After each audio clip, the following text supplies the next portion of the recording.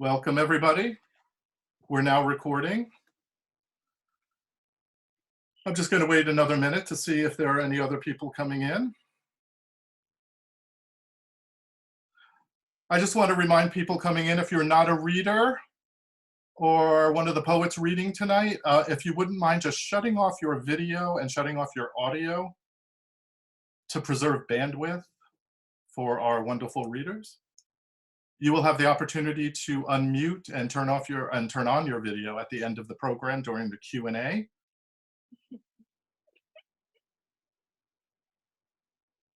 All righty, let's get started. Hello, everyone. Welcome to Literally Alive. My name is Robert Diamante, and I'm very happy to introduce tonight's St. Patrick's Day program, Signs of Spring. I might be pausing now and then to admit people into the program. Agnes Bushell and Jeri Theriault will discuss the latest Littoral Books publication, Wait, Poems from the Pandemic. Afterwards, 8 of the poets will be reading some green springtime poems. In between each reader, special guest Marika Vandersteenhoven will read a poetry selection from Jacqueline Moore's Chasing the Grass.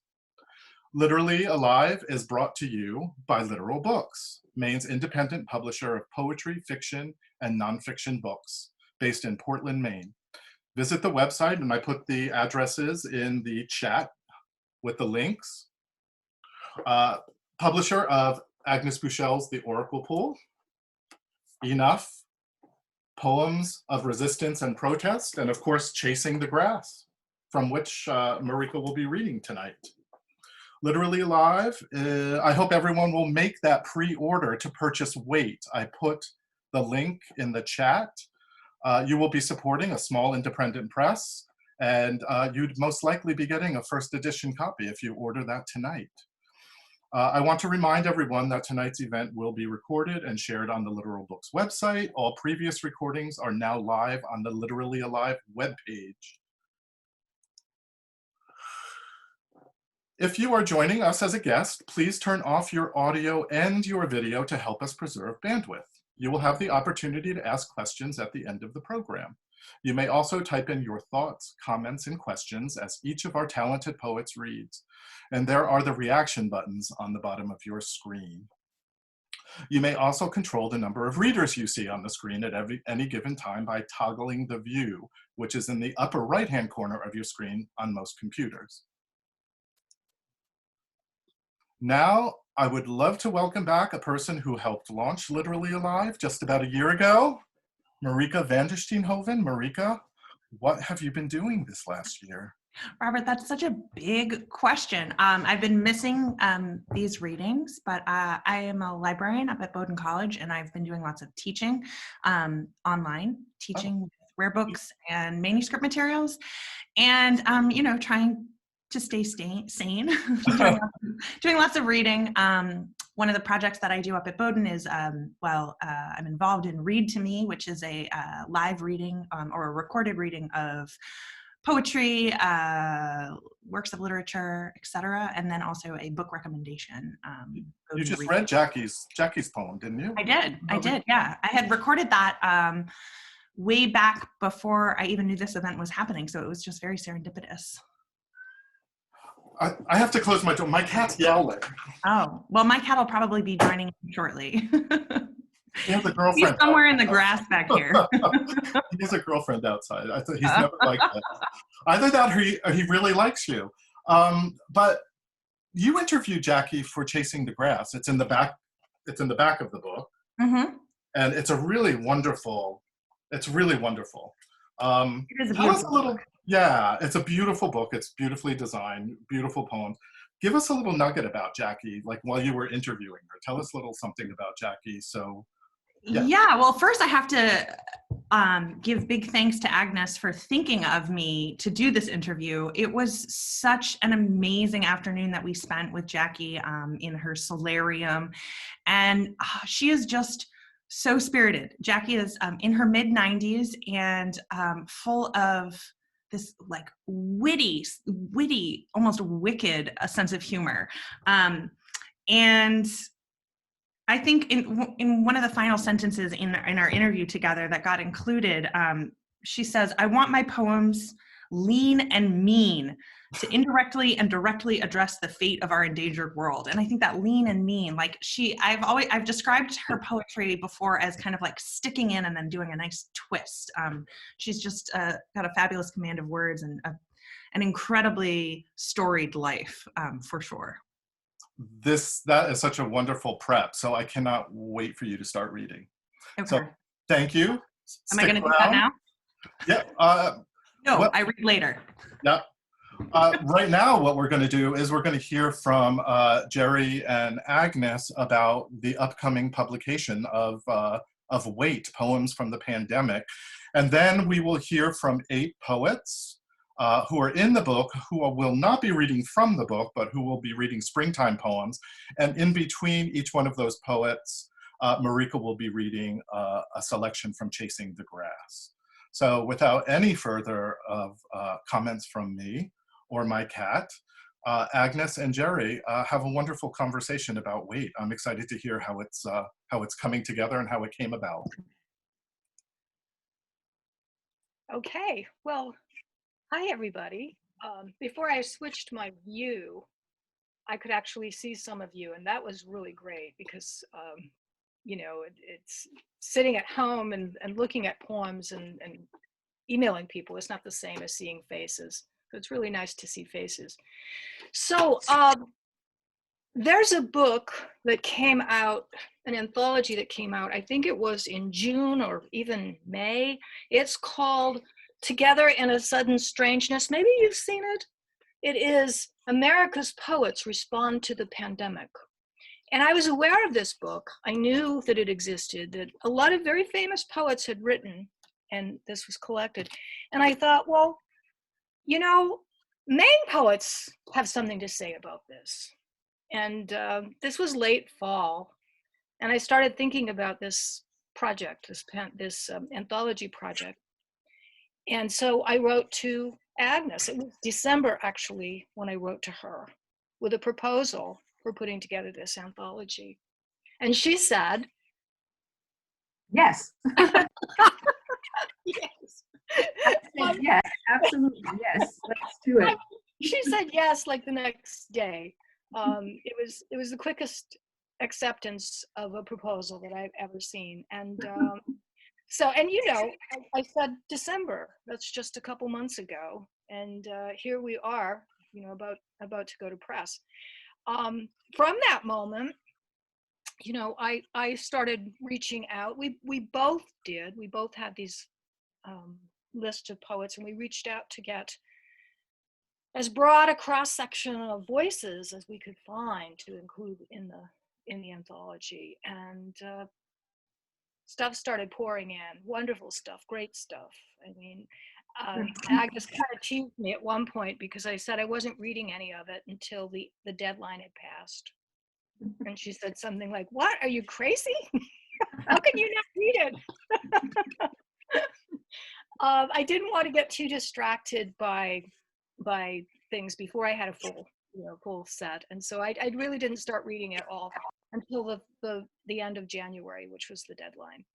And, you know, we compiled, there are 56 poets in this and 9 artists. So we, and when I say we, at this stage, it was I was the one reading the poems. I felt a little bit guilty because Agnes kept saying, "Oh, I'm so eager to read these poems." And it's not like I was hoarding them. It's just like I really had, but I felt like I was, you know, I felt I was keeping them away from her. But, you know, I had to make these decisions. And so you only got to read the poems, Agnes, when I sent you the manuscript, right? That's right. And it was a done deal. And I'm really grateful that you did, because not only did you choose these wonderful poems, but you also ordered them. You put them in a sequence in such a way that the book has many voices, but it also has its own voice. It has a unity, it has a wholeness, which is really wonderful. And I give that to you. I think that your sense of how the book was, how you formed the book was amazing. And it's a wonderful book. It's moving, It's passionate. It has a lot of humor in it, surprisingly for a book about the pandemic. And I think it's an important book. I think it's a document, as well as being a work of art. It's a document of this time that we've been living through.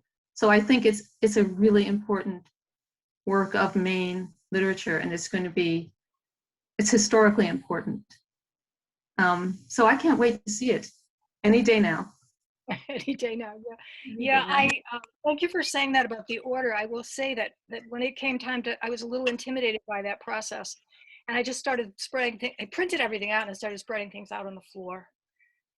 And what inspired me was the idea, because some people wrote about the virus itself, and so I decided, let me organize this by small to large.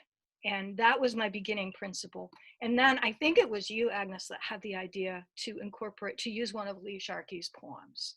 Mm-hmm. And that was a monumental decision, because Lee's poem works as a kind of thematic introduction. And really, I think it grounds, I think, responsible for some of what you just said about this. These are individual poems, but they really are connected in very important ways. And I think Lee's poem does a great deal of that work. So it was a process that came together at the end. And it's fun I have a kind of mock-up copy here of it, and it's fun to read everything through now that there's an introduction and all of that. So yeah, I'm excited to see the book and hold it in my hands. And I'm excited to meet the poets. And I'm excited to meet the poets that are here tonight. And I want to thank them for coming. I also want to thank everyone in the audience for being here. Thank you so much. And Marika, of course. So, yeah. So should we start? I would love to just remind people that you can pre-order Wait. I just put the link in the chat. You can pre-order the book. If you don't mind, I'd love to have Marika start with a wonderful poem from Chasing the Grass. Thanks, Robert. So I'm reading, for those who maybe came in late, Chasing the Grass, which is why I'm situated in the grass. I'm going to start with her poem, Last Day in Eden, after Martin Johnson Head's painting Orchids and Hummingbirds. This blind mite, smaller than a dot over I, hitchhikes in the nose of that hummingbird with ruby throat and showy lip, flying on a goose wing from the Maine woods to a jungle in Guatemala for its last day in Eden. This hummingbird, hovering, scanning, running its tongue thin as a fishing line in and out and about pods and aerial roots, sheds mite, finds orchids with the right honey smell and the right pouting passion mouth. Oh, that long sip of soul sweetness when I found in the last jungle place, at the right jungle time, before the slash burn slash turns everything living into wasteland with no flower haven in sight. Hi, everyone. Thanks for having us all here with you tonight. I'm very excited to join you all. And I just love following that beautiful reading of that first poem of the night. I'm going to follow it with one of my own. I'm Mike Bove, and I'm from Portland. And this is an appropriate poem called Spring Thaw. Side streets royal with rough slush. Diminutive whitecaps loll at the ends of driveways. Mailboxes wear melting crowns of sodden heft. This is the thaw.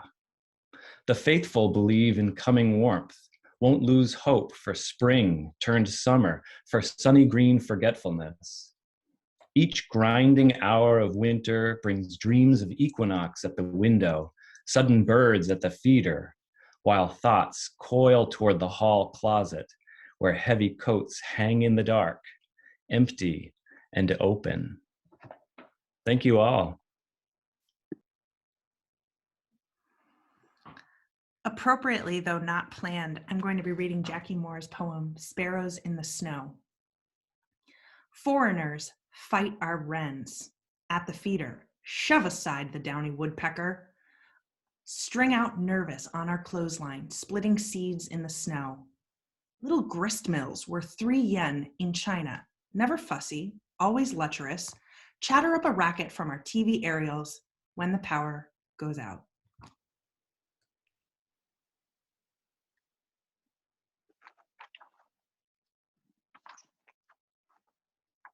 Thank you for that one. My name is Kara Douglas. I'm going to read a poem called Spring Running, and this is referring to the annual fish migration that happens when anadromous fish move from the ocean up our rivers into their spawning grounds. This is Spring Running. Silver and wakeful, the darting begins near the foaming underbelly of the falls. The alewives aim upstream, tails flapping in rapid succession, bodies scaling the steps of the stone weir, muscling through the current. There are so many.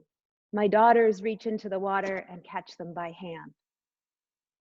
In the streambank shadows, 2 sharp eyes that don't stop watching.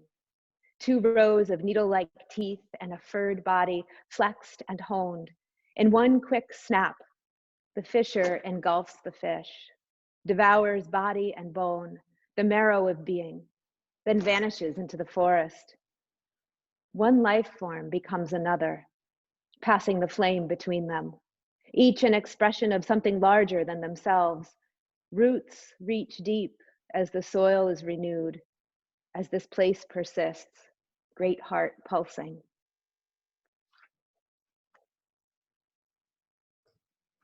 Thanks, everyone.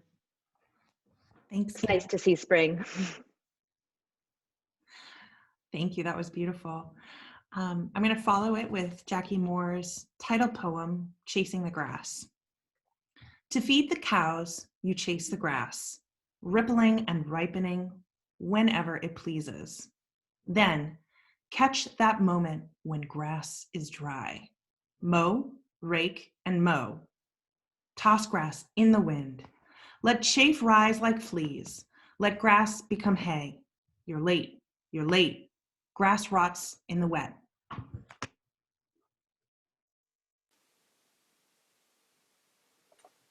Lovely. I really enjoyed that. My name is Judy Kaber, and I live in Belfast. I live on the edge of a stream, and I'm going to read a poem that's about that stream. It's an ABC Darien, so it has a different letter of the alphabet at the beginning of each line, so 26 lines. What I find beside Westcott Stream in spring: a small spruce, not more than 14 inches high, pushing up beside the old yellow birch, both of them tough, not long ago covered in floodwater, roots licked and tugged downstream. I'm caught in roar and thud of water. Everywhere along the edge, humped mounds of mud, bare, ferns yet to raise heads high, to skim goodness from the sun, glisten green. One water strider startles as I go by, legs leaving circles that hover above the muddy bottom. I see leaves, ash, oak, curled and crumbling, insensitive to their fate, blind as I am to rabid earth, a mother just as likely to swallow us as not. Caught in bushes, kicked there by the once raging stream, clumps of debris hang, listless now in the small breeze. I think about spring, my overwhelming need to clean, to wash windows, nudge sunlight into darker corners. Deciduous trees send out buds on the higher branches, small rolls of gray or pale green pushed from thin twigs. Below, wind-etched water quivers at each change in the breeze. Will I be that responsive? Will I feel the air pushing on me and have enough strength to change direction? Or will I be like the downed tree, smacked over in a storm, fine branches hanging underwater? Tree roots poke up, skimmed like veins on the back of my hand, old, enduring. Green-brown moss weaves over the ground, a colony, lacking seeds, lacking xylem and phloem. They survive, proliferate. I step carefully, yearn for warmer days. Summer, when the sun will reach its zenith, when I will need to press through bushes to get to this stream. Thank you. That was so beautiful. Thank you, Judy. I'll be reading now again from Jacqueline Moore's Chasing the Grass. This is one of my favorite poems in this work. News from a small organic farm for Alice Waters. If the west wind sings, our arugula answers back with odes to the good earth. If our arugula withers, we comfort each plant with the warm teas of basil. If they are sick at heart, we feed them bird droppings from the eaves of our farmhouse. Eat our mesclun, embrace the ephemeral.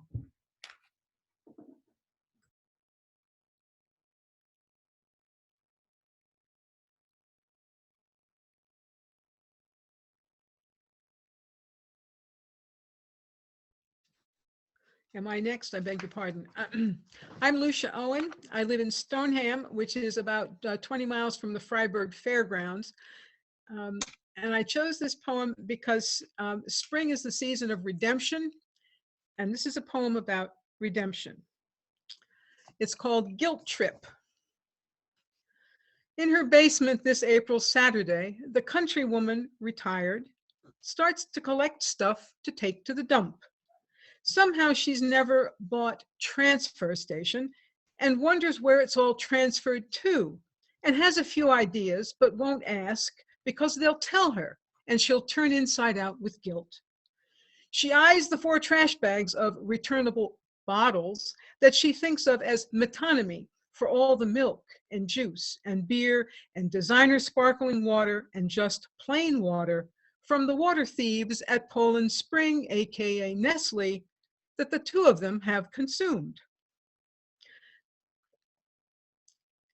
Briefly, she thinks of her good well water and feels the familiar flinch of guilt.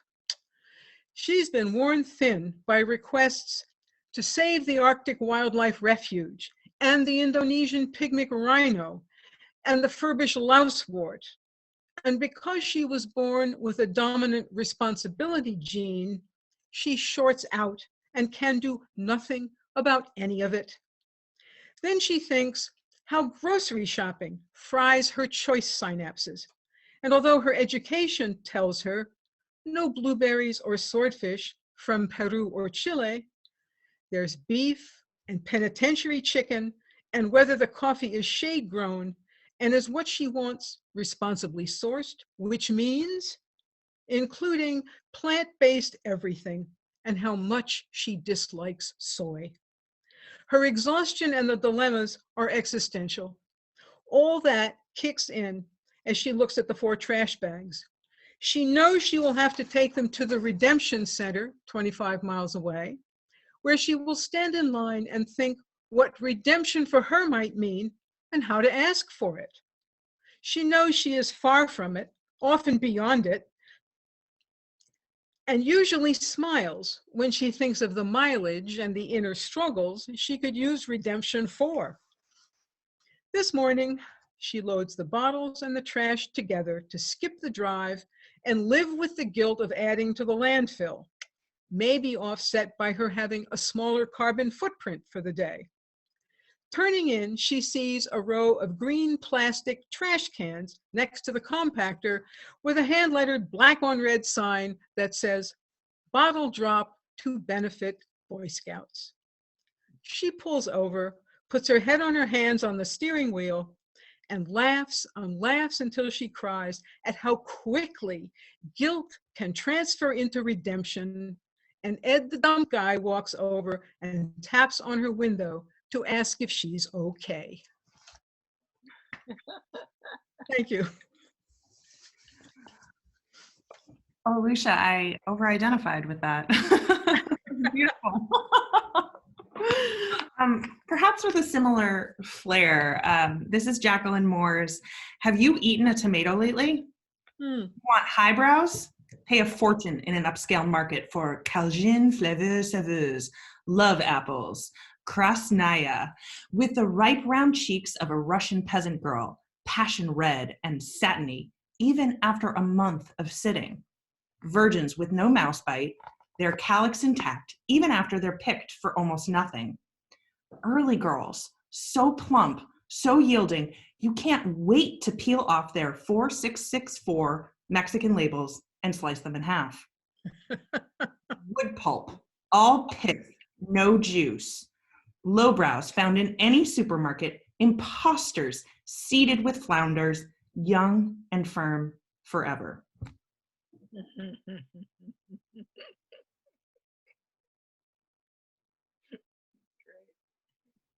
Hi, everybody. I'm Marita. Thanks for being here tonight. My poem's called At Rangeley Lake. We got up before the sun rose, hazy in the days when we were still in love. We searched and drove through fog, winding back roads, until we found what the hotel manager called Moose Alley, where, he assured us, we were bound to see one, maybe even dozens. So foggy, it was hard to see the road, hard to tell if he was pulling our legs, we who were from away. Yet near a boggy stream of cattail leaves and wild crocus, where the light pierced thick pines, we saw him, a bull drinking, almost hidden by sedge grass and bittersweet. He was ungainly, otherworldly in his priest beard, droopy boxer eyes and muzzle, lanky-legged below that rectangular frame. He seemed such an improbable mix of horse and some ice age leftover. And that crown, furred and finger-like, a preacher's hallelujah, so often followed by he is risen. And though I know you will never come back, I still feel you whacking my arm, hear you whispering, Moose, look, look. And I still do, hoping that through the fog of this world and the next, you will improbably appear.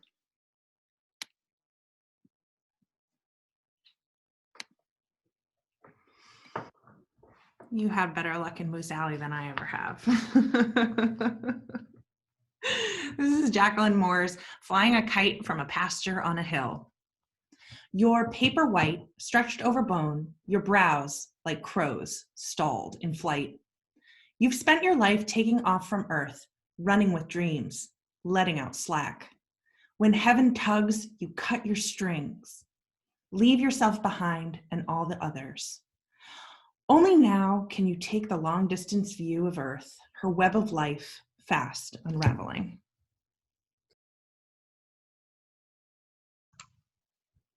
Thanks, everybody. These readings are amazing. I'm Craig Sipe, and my poem, my spring poem, is called Big Day.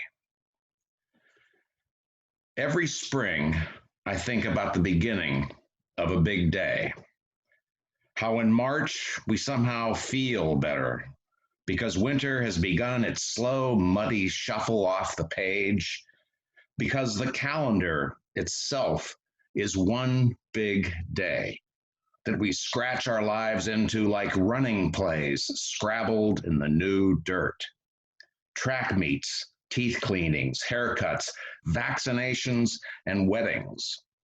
All those appointments with life, those sweet payday advances with usurious rates that betray our optimism for a whole big deal date with a new day.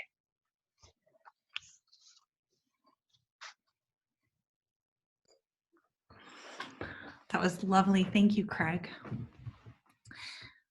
This one is obviously another from Jacqueline Moore's Chasing the Grass. Whoa, the book disappears into the grass. It's entitled Go with the Sun, Fred's Directions for Getting There. Thanks, Robert. Bring no one, leave everything behind and wear old boots. Pasture's grown up to thistle and juniper, but you've got my wheel ruts from the last time I cleared the far field. Follow those ruts. Around the telephone pole with no voice to it, no wires. Watch out for the old well, covers rotted. Get the sun just right and go with it. As far as the bedstead uncoiling springs among the blackberries. Look for the blaze orange I tied over a branch. That's your opening. Go downhill over stone and swamp and the devil's own bugs. Keep my wall to your right. Take your good time and save your feet. Then climb the fire road to the old cedar hole where I was born. You'll bury me there and plant my headstone in the pearly everlasting.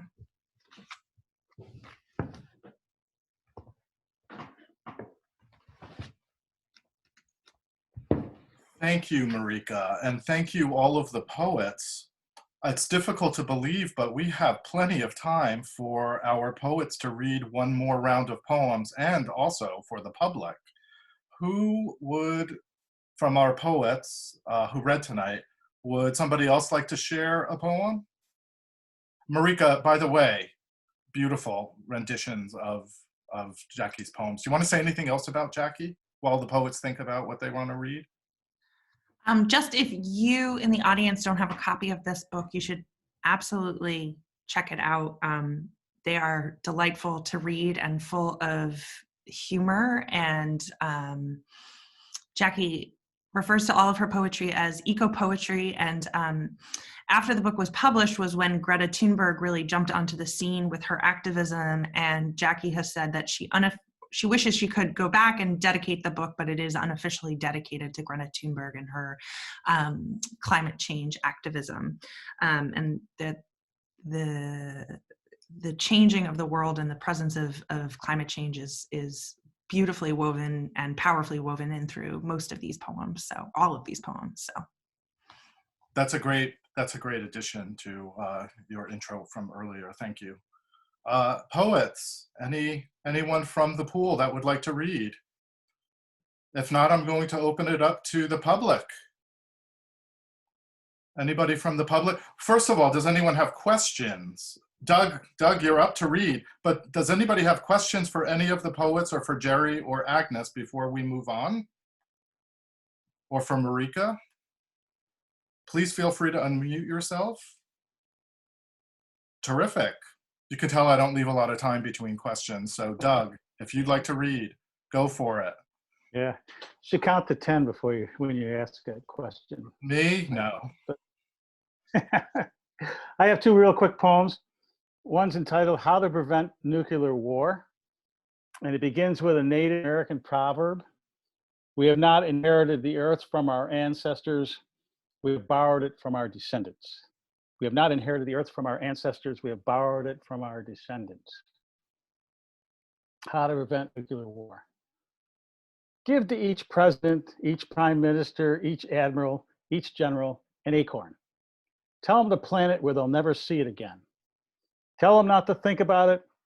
Rather, each morning before thoughts crowd in, tell them to feel its roots stretching into the earth, to feel it aching toward the sun, to feel it breathing into the wind. Tell them to feel it swinging with the laughter of their children's children. Second poem is entitled Spring Singing. I wrote it for my daughter when she was about 4 or 5. Spring Singing. Time to sing with the newborn grasses, the giggling crocuses. Time to hop with the robins snatching up their breakfasts. Time to follow barn swallows skimming on by. Time to close eyes and be wings in morning song, singing spring, soaring up into the sun. Thanks.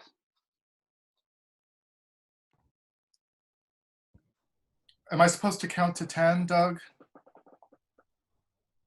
Thank you. That was really wonderful. Time's up. Got time for another one?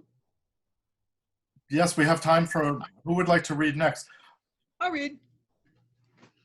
Lucia, go. Lucia, right. Technically not spring, but it's a moment that has got spring in it, I think. It's a poem called Creeper Brown. Indexed so in Sibley's splendid bird book, as if there were other creepers, blue and red or iridescent. It lives vertical and shy on tree trunks, minute, quick, and to say what I saw takes longer than the instant a brown creeper took a bath in a still place in hillside runoff near dusk on a December day. It splashed and fluttered its wings, shook itself so droplets flew and caught the low light, and for a nanosecond it bathed in a misty rainbow, so utterly small and private, with no need for me to see or say its name. It flew up, landed, fluffed itself twice, preened, and flew away. Thank you. Lucia, that was wonderful. Thank you so much. I know we have some other readers, but people have been asking Jeri to read, and I would love for her to read a poem. Okay. I just happen to have this book right here waiting. So this is kind of an Easter poem. We're a little early for that, but not too much. Sunday morning in red shoes. Bells break into nouns, birds, shoes, and boats that use their brightness well. Finches tease the air. My shoes, these very red shoes, punctuate the pavement like roses and castanets, while blue boats furrow the river. No hint of fading this morning, no finite redness, no redress. I undress my heart, wallow in faith, a fish in lazy shallows. It's a poem I wrote when I lived near a river. Thank you so much, Jeri. I know that everyone was really excited for you to read, so thank you for doing that. Martin, do you want to read? Sure, yes, definitely. Please do. So nice to see all your faces. There's something about getting older, but the numbers of people and the relationships. I remember teaching in Judy Kaber's class, and I remember, and of course, more recently, even teaching in some of Marita's classes. I used to do a lot of Poets in the Schools work all over the state. This has to do with the poem. And one spring morning, going west on Route 3, that put the sun behind me.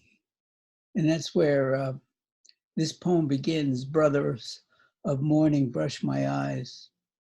Sun coming up full in the rearview mirror, traveling through Hope, Liberty, Palermo, South China, West Paris. Kids along the road, kicking stones, sunrise on their faces. Myself crisscrossing the state, heading for classrooms of these same young lights, traveling, heading for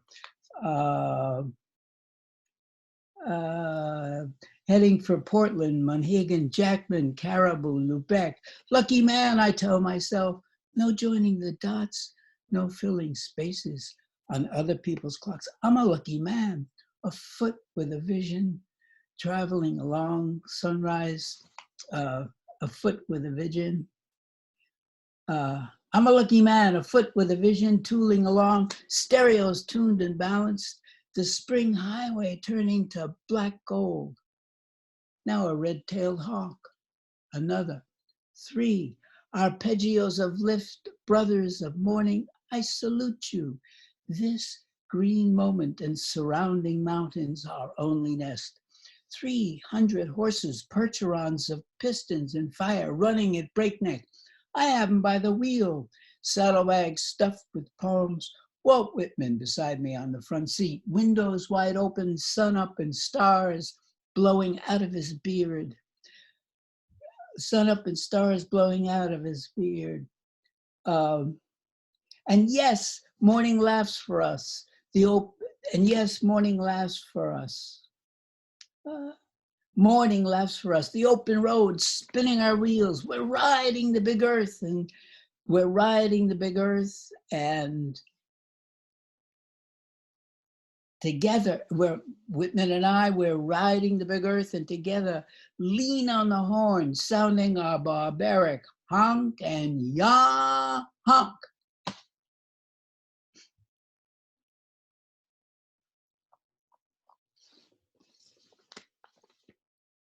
I might have to take 10 seconds for that.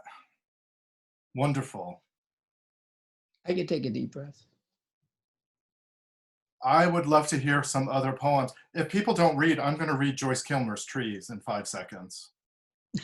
Yay, Kara. There we go. All right. All right.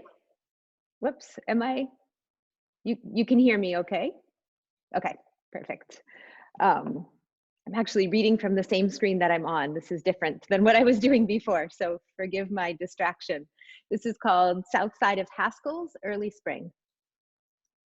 If I close my eyes and breathe, I can feel them still, the swells that nudge us as we nose down the west side of Haskell's Island.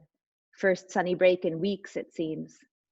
We watch waves flood against the windward shore, ink-dark ocean transformed into foaming spray.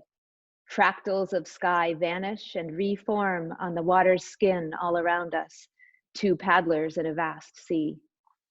Beneath us, sea rise, her fury racing at the shore, her mercy reaching to submerge everything, to gather islands like this in her primordial embrace. On the surface, we feel the lift and fall of her body moving sideways like a snake, like a lullaby. As we round toward the south point, exposed, cradled only by the thin shell of kayaks, propelled by something as old and unfathomable as these waters. The swells steepen and come faster now, exposing those parts of ourselves we only call forth in moments like these, when holding the course isn't enough, when each stroke is made in response to a greater whole, a fleeting moment, a coming to be, a choosing for something again and again. The wind lifts a little as we round the point and turn east, where the water lays down and the sky grays to silver. Vertical ledges crowned with spruce stand like sentinels above the waterline. You glance back once, and then we stroke again, silently, toward the unfolding.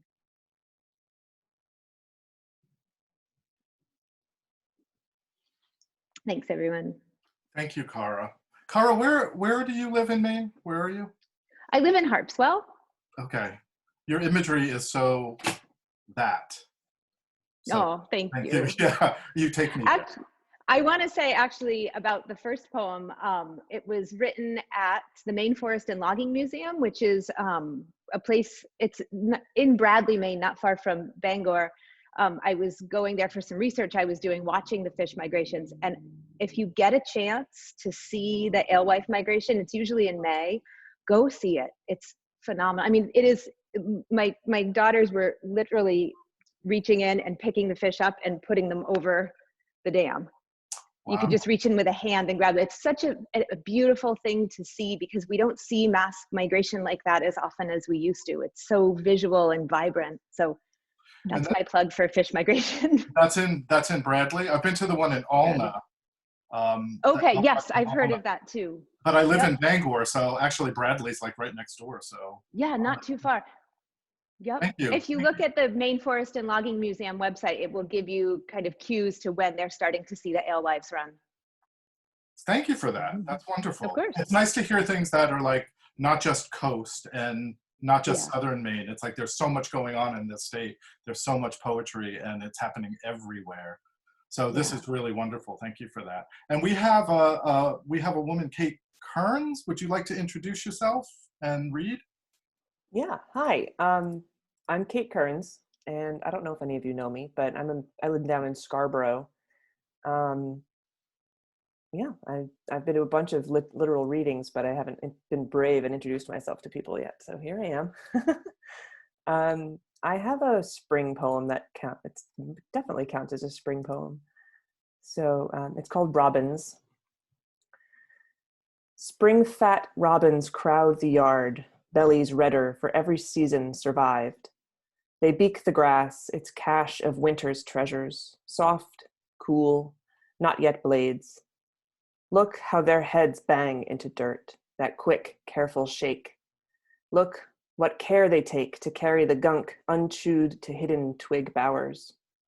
A body all over black and rust, fed on mud season, births an egg, blue as an eye, must have drunk the sky.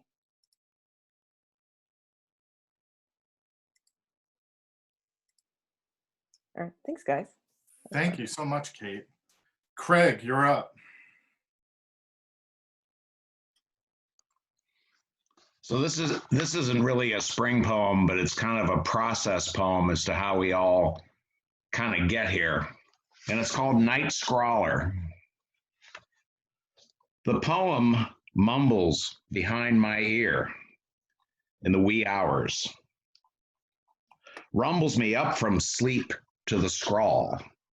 Such enlightenment, after all, cannot be had under the sun. And in the morning, the scroll, as most prophecies are wont to do, reveals itself in tongues.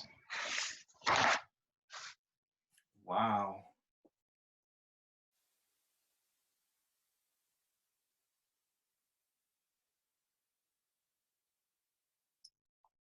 Thank you so much, Craig. That's really wonderful. I'm going to ask a question. Marita, do you want to read a poem? You've got to unmute though. Sure, You want sure. to pantomime the poem. But I want to ask a question that people can think about after they think about Marita's poem. How has the this time, I'm not going to use the P word, the pandemic, I've used it, oops. How has that changed your process, or how has that changed the way you've written, or has it? I'm just curious, have you had more time to write? Have you had the same amount of time to write? Has it like inspired you? I'm just sort of curious how, and it might tie into weight really well. And so think about that and we can maybe discuss it, or if nobody has anything to say about it, that's fine. But Marita, you're up. Okay, thanks everybody. Poem number 2. And listen, I just wanted to say a big thanks to Jeri and Agnes for all their work putting the book together for all of us, and to Littoral Books, Littoral Books. We really appreciate it. So this is called Ecapisic Pond. Not much to do again today, but walk through evergreen and pussy willow. Soft edges blaze like candles in the rain. Bird song flashes, echoes, and a black-capped chickadee monk in hooded cowl dashes from branch to branch, hiding inside a button bush, calling its hymn for spring, chickadee dee dee. From a safe distance, my friend spots a male wood duck as it slips inside marsh grass and collapsed cattails. They're secretive birds, he calls, don't like to be exposed. How like the inner life, how it hides, disappears in a flash just as we glimpse it, how it burrows into solace of silence and dark. When we're lucky, we catch a blaze, a brilliance, royal blue, red feather, gold glint, a whisper of word, voice that gives shape to, gives wing to, gives flight from.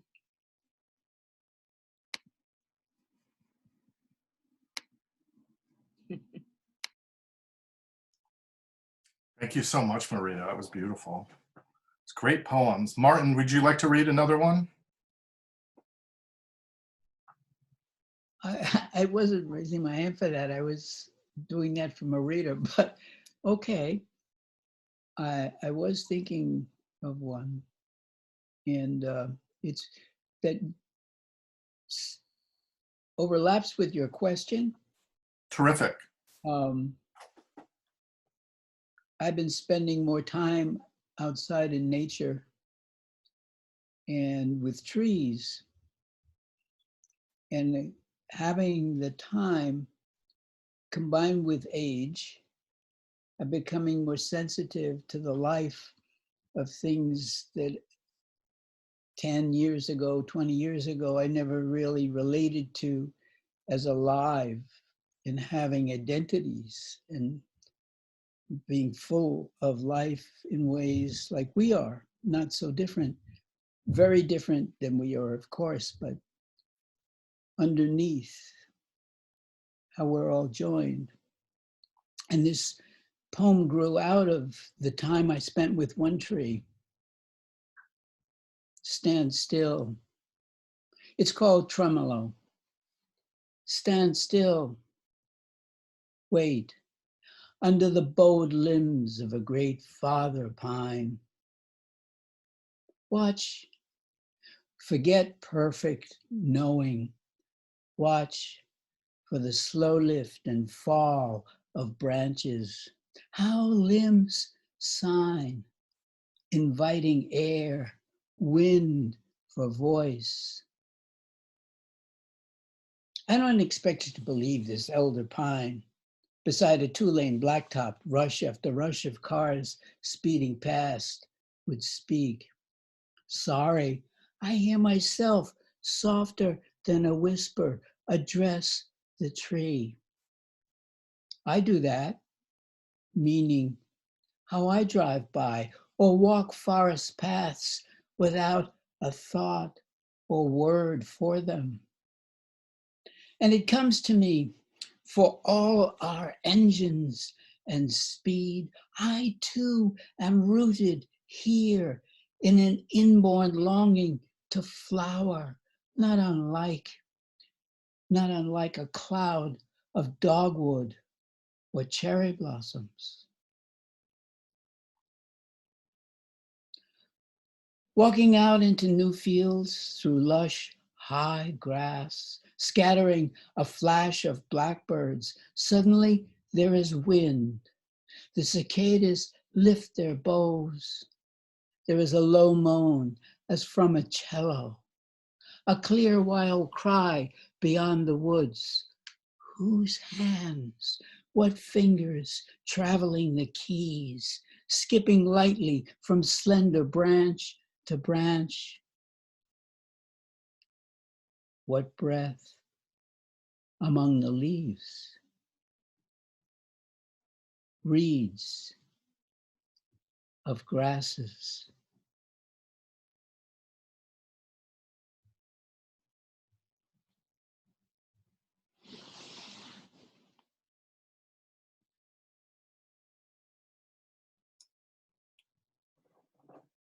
I'm afraid to say anything, Martin. That was unbelievable. I need to take some lessons in oration from you. That was absolutely wonderful. I almost want to end the night there, but we have a few more minutes. Would anybody like to answer the question or read a poem after we pick ourselves up? Anyone from the public? I will say Agnes had a really nice comment. I love all the bird presence in so many of these poems. If you haven't seen it in the chat, I noticed the same thing. I think that's wonderful. Right, and I'd also like to say something, which is I'm really heartened by all of these wonderful poems, and I really feel that that Marika and Robert have done an amazing job in bringing this to fruition, this monthly Littorally Alive, which is very hard work, but also very fulfilling. And thank you, audience, for being here. It's lovely to see you, or not see you, only see your names, but still it's a wonderful thing that you've come and that we can share poems together, even though we're not together for real. We will be soon. I'm hoping that we'll be able to have real get-togethers and real meetings and real sharing in person. But in the meantime, speaking of the pandemic, this has been a wonderful way for us to stay in touch with each other and to share with each other and keep our spirits up during this time. and meet new people as well. So thank you all for coming and for supporting Littoral Books. I